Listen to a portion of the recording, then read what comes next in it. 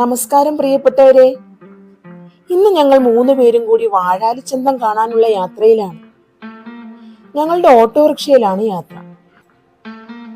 ഋതുഭേദങ്ങൾക്കനുസരിച്ച് വ്യത്യസ്തമായ കാഴ്ചാനുഭവങ്ങൾ സമ്മാനിക്കുന്ന വള്ളുവനാടൻ ഗ്രാമഭംഗി. ഇത് വാഴാലി, തൃശൂർ ജില്ലയിൽ പാഞ്ഞാൾ ഗ്രാമപഞ്ചായത്തിൽ പൈങ്കുളം ഗ്രാമത്തിൽ ഭാരതപ്പുഴയോട് ചേർന്ന പ്രദേശം. ഇത് അഴകിന്റെ വാഴാലി. ഒരു വശം കാട്, മറുവശം നിളാനദി, നടുവിലായി പച്ച വിരിച്ച വയൽ. വയലിന് നടുവിൽ ആൽമരവും അതിനോട് ചേർന്നൊരു കുത്തുമാടവും. കാറ്റിൽ ഉയലാടുന്ന കതിരി വിളഞ്ഞ നെൽപ്പാടങ്ങൾ.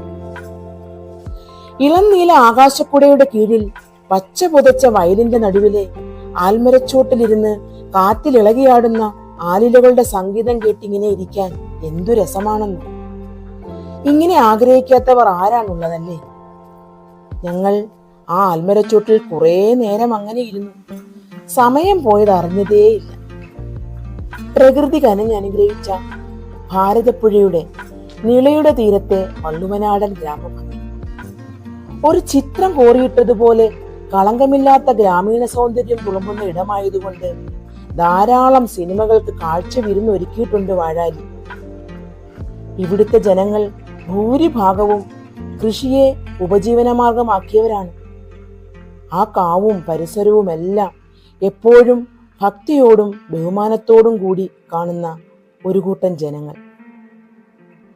അവിടുന്ന് തിരികെ പോരുമ്പോൾ ഏതൊരാൾക്കും മനസ്സിനും കണ്ണിനും കുളിർമയും ഉന്മേഷവും ആനന്ദവും പാഥേയമായി തരും വാഴാലിക്കാവ്.